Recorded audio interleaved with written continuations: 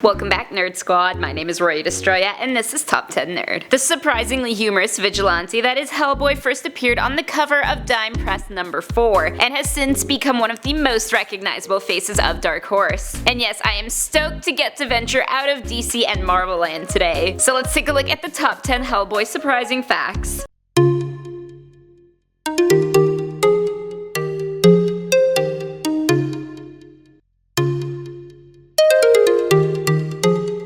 In the number 10 spot is his original sketch. The very first sketch of Hellboy that creator Mike Mignola presented at Great Salt Lake Comic Con does not resemble that Hellboy that we know today in the least. Rather, he was a demonic figure with the name Hellboy on his belt, complete with wings and also various seafood hanging from said belt, and certainly no right hand of doom. He never had intentions of writing his own comic, and yet here Hellboy is today. Minus the fish, thankfully. Coming in at number 9, he was supposed to be on a team. When the idea of Hellboy being a true comic book character began to shape, he got an updated design and was even envisioned as debuting as a member of a team of heroes. However, that idea was scrapped. And why? Because Mignola could not come up with a team name that he liked. It's really not that hard. I mean, Hellboy and the Demon Hunters, too goth metal band sounding. Eventually he did team up with the Bureau for Paranormal Research and Defense. Hellboy and the BPRD sounds less like a crappy band, I guess. Next at number 8 are the actors pitched to play him. Before Ron Perlman was selected to portray Hellboy, Revolution Studios were throwing around some other ideas of who'd head the title. They wanted big names in casting to attract audiences, naturally, so some of the actors under consideration included Vin Diesel, Nicolas Cage, and Dwayne Johnson. Who better to have a rock hand? But Guillermo del Toro and Mignola settled on Perlman, believing he was the best choice to adapt the role on the big screen. In the number 7 spot, he once met Sabrina the Teenage Witch. Like most comic characters, Hellboy has had his fair share of crossovers. One of these took place in Archie vs. Predator, and it was not Hellboy meeting Archie or the Predator. Rather, very briefly, he came across Sabrina the Teenage Witch. Actually, in this case, Sabrina the 8-year-old witch. He actually broke into her house wishing to speak to her cat Salem. See, Hellboy is just like most of us. Tell me you wouldn't totally bust into a kid's house just to meet their pets. Coming in at number 6, he is an heir to the throne. The Wild Hunt story revealed to us that Hellboy's witch mother, Sarah Hughes, was of royal descent. She was related to King Arthur, and Hellboy is the rightful and only heir left to the throne of Britain. So he's destined to be the king of Britain and wield Arthur's sword Excalibur. But then he gets told that he's also destined to kill Satan and become the king of hell. There's only so much a guy can do, pick one destiny. Next up at number 5, we have the cancelled sequel. Because both Hellboy movies experienced success, there was a third in the making called Hellboy 3: Dark Worlds. The film was gonna follow Hellboy living life as a parent and encountering an enemy who wants darkness to prevail. However, earlier this year, the sequel was cancelled due to lack of funding. Good thing we are now getting a reboot in 2018, and it is going to be R-rated. No more flying coins representing blood. Up next at number 4 is his favorite food, a topic I love to talk about. In Dark Horse Presents Annual 1999, we learn of Hellboy's favorite thing to eat and how he came to love it. Turns out one of his favorite foods is pancakes. At first, when he was a child, he was pretty reluctant to try them. Like most children are hesitant to try new foods, but of course as soon as he does, he falls in love. And the demons of Pandemonium realize there's no way he's coming back to them now. Not until they make pancakes too. He and I would get along because I make killer chocolate chip and cinnamon pancakes. In the number 3 spot, we have the left hand of doom. Yes, I am not making a mistake by saying that. Hellboy traditionally has a right hand that is made of stone that was attached to him as a newborn to keep it from falling to the wrong hands. Anyway, for the film, it was proposed to switch the hand to the left. Because most people are right-handed, and it made no sense to cover up the dominant hand and not let the actor use it for the film. In a strange act of fate, however, Ron Perlman turned out to be a lefty. The right hand of doom lives on. Coming in at number 2, he was based off Mignola's father. Personality-wise, not looks, in case you were confused. Mignola's father was a cabinet maker who was quite accident-prone working with his hands,